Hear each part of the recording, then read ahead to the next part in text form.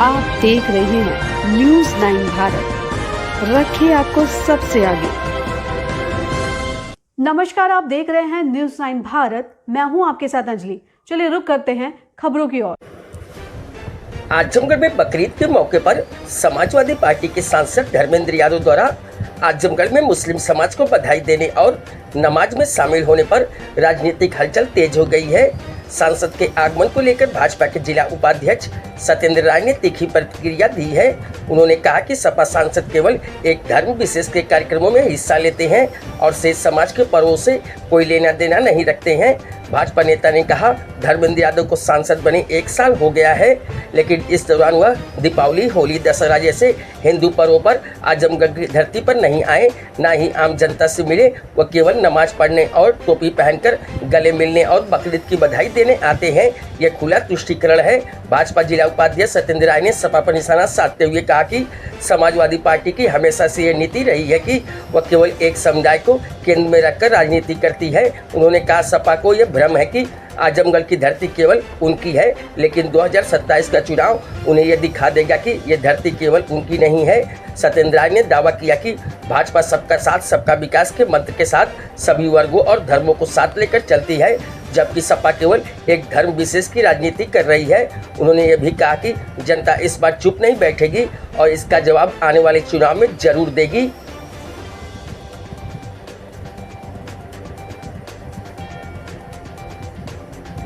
अपना परिचय। मैं सत्येंद्र राय, भारतीय जनता पार्टी का जिला उपाध्यक्ष हूँ और गोपालपुर से 2022 में मैंने विधानसभा का चुनाव लड़ा था। ये बता दीजिए कि आज लगातार सांसद धर्मेंद्र यादव पिछले 1 साल हो गया है चुनाव लड़े कि उनको यहाँ के सांसद हैं, केवल मुसलमानों के त्यौहार पे आते हैं, हिंदू किसी एक त्यौहार पे नहीं आए। इस पर आपका क्या कहना है? ये तो समाजवादियों की पुरानी सोच रही है और वो कभी भी सर्व समाज को लेकर के, सभी धर्म संप्रदाय को लेकर के चलने का काम नहीं करते हैं। उनको अहंकार है, इस बात का अहंकार है। ये आज तक जो है आजमगढ़ की धरती पर जनता जो है इसका अगले चुनाव में बखूबी इंतज़ार कर रही है।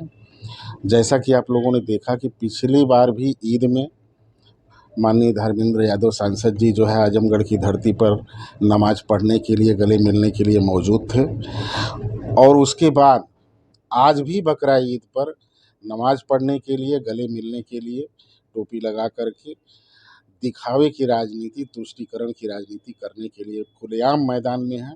जबकि आपने देखा होगा कि इस 1 वर्ष के भीतर हमारे जितने भी त्यौहार पड़े, चाहे वो दशहरा हो, चाहे दीपावली हो, चाहे होली हो, किसी भी त्यौहार पे आजमगढ़ की धरती पर इन्होंने कदम नहीं रखा।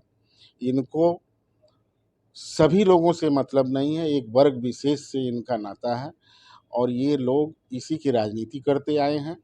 जबकि भारतीय जनता पार्टी, आज आप देख रहे हैं कि हमारे यशस्वी प्रधानमंत्री मोदी जी के 11 वर्ष पूर्ण होने के उपलक्ष्य में जगह जगह कार्यकर्ता और जगह जगह हमारे जो भी पदाधिकारी हैं वो जनता के बीच, सर्व समाज के बीच, सभी वर्ग और संप्रदाय के बीच जा कर के सरकार के द्वारा गरीब कल्याण और लोक कल्याण के लिए चलाई जा रही जितनी भी स्कीमें हैं उसको जनता तक पहुंचाने का काम कर रही हैं।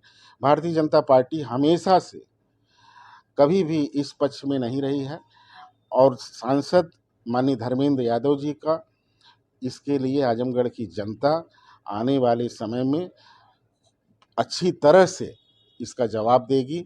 जो ये खुलेआम इस तरह से सिर्फ और सिर्फ मुसलमानों के त्यौहार पर आकर के ईद हो, बकरा ईद हो, उसमें गले मिलने का काम और नमाज पढ़ने का काम कर रहे हैं, आने वाले समय में यहाँ की जनता इनको इसका बहुत पुरजोर तरीके से इनको इसका प्रतिफल देने के लिए पूरी तरह से प्रतिबद्ध है और मूड में है कि आने वाले समय में कैसे समाजवादी को सबक सिखाना है। और आजमगढ़ में देखिएगा कि निश्चित रूप से एक नया परिवर्तन आपको देखने को मिलेगा।